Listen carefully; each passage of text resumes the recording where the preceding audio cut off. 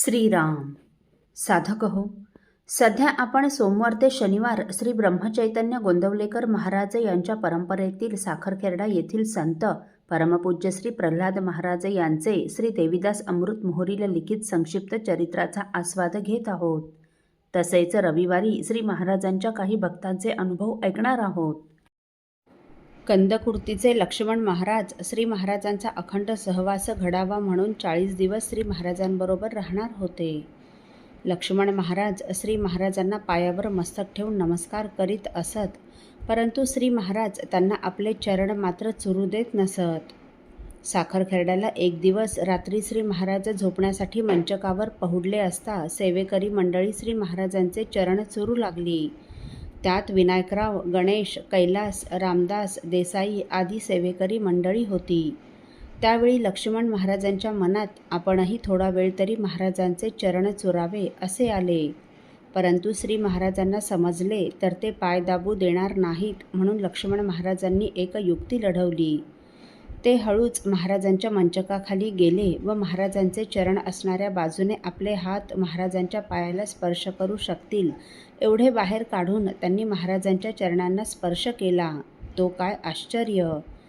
लक्ष्मण महाराजांच्या हातांचा स्पर्श होताच श्री महाराज एकदम म्हणाले, लक्ष्मण महाराज, पाय दाबू नका. केवळ हाताचा स्पर्श होताच हे हात लक्ष्मण महाराजांचे आहेत हे कसं बरं ओळखलं असेल महाराजांनी? असो, श्रावण शुद्ध दशमीला श्री महाराज अकोल्याला कृष्णराव देशपांडेकडे वास्तुशांतीसाठी आले. गृहप्रवेश होऊन होम हवन झाल्यावर कृष्णरावांनी आपल्या बंगल्यासमोर एक देवीचे मंदिर बांधले होते. त्या देवीची स्थापना श्री महाराजांच्या शुभहस्ते झाली.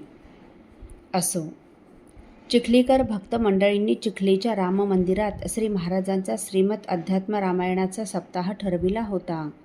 त्याप्रमाणे श्री महाराज तेथून चिखलीला आले.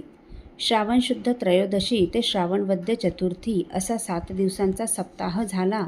त्यावेळी वासुदेवराव मेरेकरांकडे महाराजांचा मुक्काम झाला.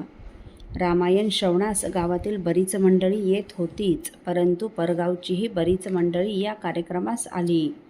समाप्तीचे वेळी मेहकर, माकोडी, मलकापूर, अकोला, खामगाव, आमडापूर, सोनाटी, बुलढाणा, मेरा, साखरखेर्डा आदी ठिकाणांहूनही बरीच मंडळी आली होती.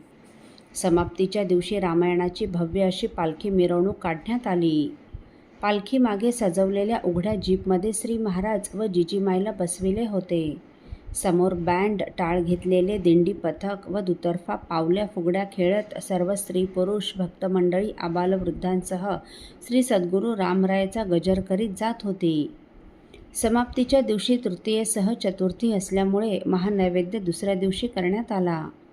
पुढे रामकार्यार्थ डोणगाव, यवतमाळ, अमरावती, अकोला, खामगाव, लोणी, लोणार असा प्रवास करून श्री महाराज साखरखेर्ड्यास परत आले.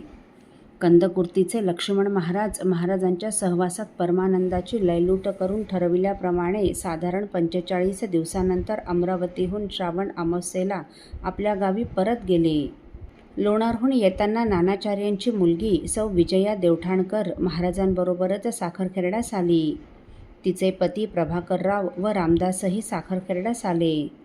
श्री महाराजांनी त्यांना तिथे 3 दिवस ठेवून घेतले व 4थ्या दिवशी सौ जिजीमाईकडून विजयाताईंची लुगडे, चोळी व खणानारळाने ओटी भरून लेकीसारखी तिची बोळवण केली. रामदास त्यावेळी सावरगावला शिकायला होता. तो सावरगावला परत गेला. असो, साधक हो, तो मायामोह पाळी काय करतील लेकूरवाळी असंच प्रेम परमपूज्य श्री प्रल्हाद महाराज सर्वांवर करीत असत. तो प्रसंग आपण पुढील भागात ऐकणार आहोत. श्रीराम समर्थ.